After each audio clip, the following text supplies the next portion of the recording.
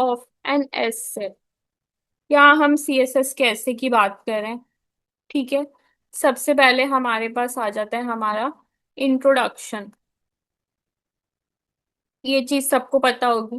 फिर आप मुझसे पूछेंगे कि कितने वर्ड्स, तो मैं वर्ड्स भी लिख देती हूँ। 250 वर्ड्स का एक इंट्रोडक्शन होता है, क्योंकि इंट्रोडक्शन में जो है वो आपको ओवरऑल बताना होगा कि आप पूरे ऐसे में क्या कहना चाह रहे हैं। सबसे पहले आप अपने टॉपिक को बयान करेंगे। हुक आप इस्तेमाल करेंगे, आप हुक यूज करेंगे। सेकंड, आप अपने टॉपिक सेंटेंस को लिखेंगे, सपोर्टिंग सेंटेंस देंगे।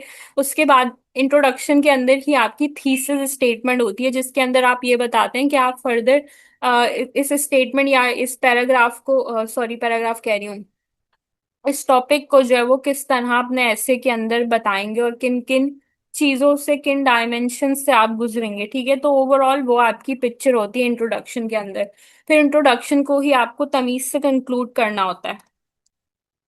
इंट्रोडक्शन के बाद हम प्रेजेंट सिचुएशन की बात करते हैं। जैसे मैंने आपको सबसे पहली क्लास में कहा था कि हम एक जनरल आउटलाइन बनाएंगे जो हम हर टॉपिक पे यूज कर सके। ठीक है, हम ये वो नहीं करेंगे कि यार इस टॉपिक की ये आउटलाइन होगी, फिर वो टॉपिक नहीं आया तो मेरी आउटलाइन ही बेकार गई, जो मैंने रट्टा मार के गई हुई थी वो सब जो है वो मेरा बेकार गया, क्योंकि मैं ऐसी आउटलाइन बना के गई थी जो से वो उसी टॉपिक पे लग सकती थी।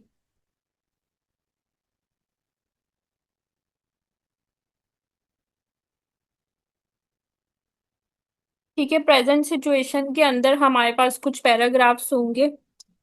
5 पैराग्राफ हम लिख सकते हैं एटलीस्ट। ठीक है, 5 से 6 पैराग्राफ अगर आप लिखना चाहें तो आप लिख सकते हैं। तो फर्स्ट पैराग्राफ।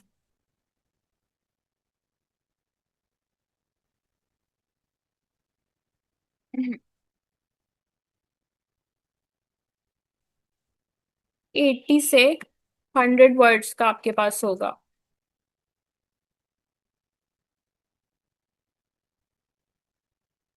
ठीक है, इसके अंदर हम एक मेन कनेक्टर लगाएंगे या फिर मेजर कनेक्टर। ठीक है।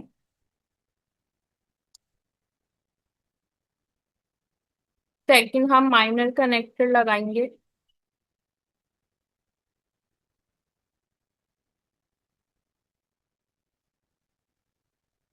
उसके बाद हम एक्सप्लेनेशन देंगे। फिर अब हम आएंगे अपने सेकंड पैराग्राफ की तरफ। मैं ऐसे भी आपको लिख के दिखाऊंगी और ये भी बताऊंगी कि आप शिफ्ट कैसे कर सकते हैं मेन कनेक्टर से माइनर कनेक्टर से, और फिर आप अपनी एग्जांपल्स एक्सप्लेनेशन किस तरह लिख सकते हैं। तो इस पे टेंशन लेने की जरूरत नहीं है। ये क्योंकि हमारा फर्स्ट पैराग्राफ था तो इसलिए हमने मेन कनेक्टर यूज किया था। मेन कनेक्टर जो है हमारा, जो मेजर कनेक्टर होगा वो एक छोटे से पैराग्राफ की फॉर्म में होगा। यानी मैं एक 2 3 लाइन के पैराग्राफ में ये बताऊंगी कि मैं अब फर्दर ऐसे के अंदर क्या बात करने जा रही हूँ, और क्योंकि मैं इंट्रोडक्शन से शिफ्ट करूंगी तो मुझे ये कनेक्टर यूज करना पड़ेगा। फिर उसके बाद मैं माइनर कनेक्टर लगा के अपनी जो भी एक्सप्लेनेशन है उसको दे दूंगी। और इसके अंदर मैं अलग अलग पैराग्राफ का स्ट्रक्चर मेंशन नहीं करूंगी, क्योंकि मैं सेपरेटली आपको पैराग्राफ्स के स्ट्रक्चर बता चुकी हूँ। और सेपरेटली बताने का मकसद यही था कि मैं जब आपको ये आउटलाइन बताऊंगी तो एक एक में अगर मैं घुस घुस के आपको उसका मीनिंग, उसके स्ट्रक्चर और सारी चीजें बताने लग गई तो फिर तो मेरा बन गया ऐसे और मेरा बन गया पैराग्राफ। तो हम लिखेंगे, माइनर कनेक्टर से स्टार्ट करेंगे। ठीक है, उसके बाद हम एक्सप्लेनेशन देंगे, जिसके अंदर आपका पूरा वो पैराग्राफ का स्ट्रक्चर आएगा जो मैं आपको सालों से सिखा रही हूँ। फिर हमारा थर्ड पैरा आएगा, जिसके अंदर हम माइनर कनेक्टर लगाएंगे, एक्सप्लेनेशन लगाएंगे, और अगर आप इन दोनों चीजों के अलावा कोई कोटेशन लिखना चाहें तो आप वो भी लिख सकते हैं। जैसे आप किसी ऐसा ऐसे आपने चूज कर लिया, जैसे आपने एजुकेशन वाला ऐसे ही चूज कर लिया, तो आप कोई अच्छी कोटेशन लगा सकते हैं। ठीक है। जैसे आप कह सकते हैं, कोटेशन भी मुझे याद नहीं आ रही, एक नेल्सन मंडेला की कोटेशन थी। अम्म याद नहीं आ रही, बहुत अच्छी कोटेशन थी उसकी, तो आप वो इसकी यूज कर सकते हैं। Education is the most powerful weapon करके आगे कोई क्वेश्चन थी कि education is the most powerful weapon for which you can use to change the world, इस तरह करके उसकी कोटेशन थी। या तो आप एजुकेशन का जब ऐसे लिखें तो आप उसमें मेंशन कर सकते हैं। तो आप जब वो कोटेशंस को बैलेंस करेंगे, जैसे आपने दो पैराग्राफ्स लिखे, उसके बाद जब आप थर्ड पैरा लिख रहे हैं तो आप क्या करेंगे, आप माइनर कनेक्टर लिख यूज करेंगे। उसके बाद आप एक्सप्लेनेशन देंगे और फिर आप जो है वो कोई कोटेशन लगा देंगे। इसी तरह जब आप फोर्थ पैराग्राफ पे आएंगे तो आप माइनर कनेक्टर और एक्सप्लेनेशन अपनी वो करेंगे। फिर आप फिफ्थ पैराग्राफ में भी यही करेंगे, और इसी तरह आप जितने भी पैराग्राफ्स लिखेंगे उसके अंदर आप वही स्ट्रक्चर यूज करेंगे। ठीक है, फिर मैं आती हूँ आपके, लिख देती हूँ मैं, कोई भरोसा नहीं है आप लोगों का। Fourth fifth paragraph.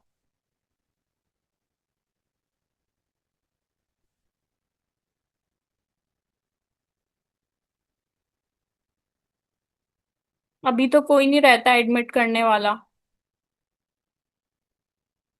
ठीक है।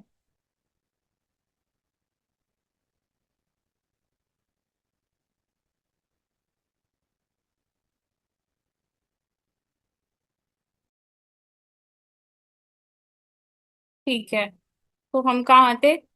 फोर्थ फिफ्थ पैराग्राफ पे थे। सॉरी, अब हम आते हैं कंक्लूजन पे, यानी कि जो फ्यूचर फाइनल लुक जो भी होगी। कंक्लूजन के कुछ पॉइंट्स लिखाऊंगी जो बहुत मेजर मेजर इंपॉर्टेंट पॉइंट्स हैं आपके। क्योंकि कंक्लूजन और इंट्रोडक्शन में अगर आपने कोई भंड मारा, कोई घपला किया, कोई भी ऐसा काम कर दिया, तो आपका जो भी बीच में लिखा हुआ ऐसे है वो सब बेकार चला जाएगा। ठीक है। एग्जामिनर जब भी आपका ऐसे चेक करता है, और क्योंकि मैं एक सर्टिफाइड टीचर हूँ और मैं फॉर्मल एग्जामिनेशन के पेपर्स भी बनाती हूँ, तो मैं आपको एग्जामिनर के पर्सपेक्टिव से बता रही हूँ कि एग्जामिनर आपका इससे कैसे चेक करता है। ठीक है, मैं ऐसे चेक नहीं करती बट मुझे आइडिया है, तो मैं आपके साथ शेयर जरूर करना चाहूंगी।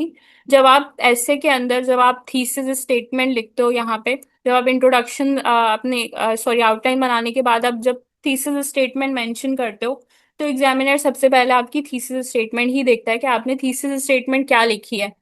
और अगर उसने आपको पकड़ लिया कि आपने थीसिस स्टेटमेंट गलत लिखी है, और वो आपसे टॉपिक को जो है वो ठीक तरह से एक्सप्लेन नहीं कर रही, क्योंकि थीसिस स्टेटमेंट के अंदर क्या होता है कि आपका जो भी टॉपिक है ना, वो आपका पूरा एक एज अ लाइक कह लो कि काइंड ऑफ समरी होती है, 2 से 3 सेंटेंसेस के अंदर, जिसको आप जो है वो हर चीज कवर करके एक छोटी सी समरी करके उसको 2 लाइनों में आप बताते हो कि ये मेरी थीसिस स्टेटमेंट है।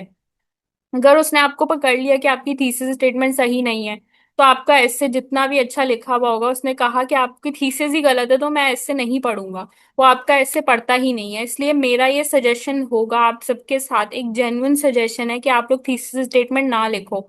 यानी आउटलाइन के बाद आप अलग से थीसिस स्टेटमेंट मेंशन नहीं करो, क्योंकि थीसिस स्टेटमेंट ऑलरेडी इंट्रोडक्शन में होती ही है।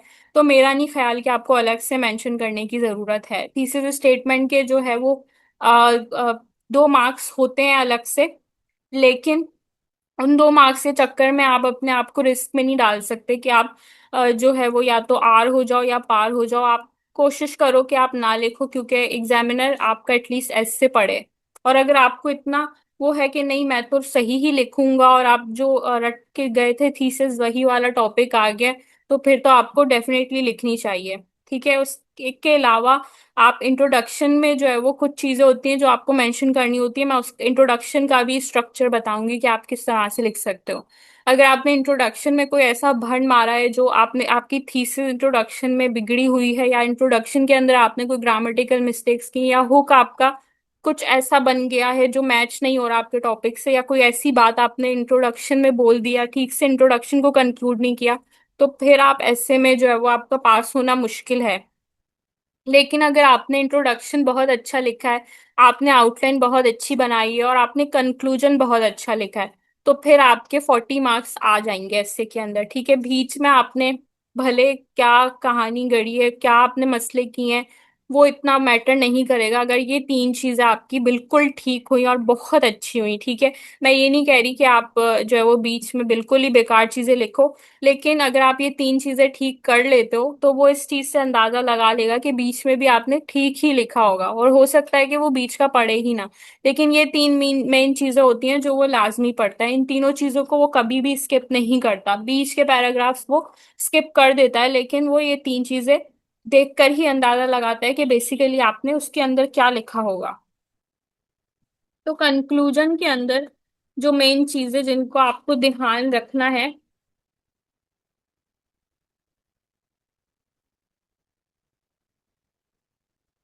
There should not be anything new in the conclusion. ठीक है। सेकंड, आपको always remember that the conclusion is not the part of suggestion, आपको कोई सजेशन नहीं देनी है कंक्लूजन के अंदर। ठीक है। बेस्ट पॉसिबल वे कंक्लूड करने का क्या है कि रिपीट करो अपनी थीम को। ठीक है, जो भी आपने लिखा है अपनी थीम को आपने रिपीट करना है,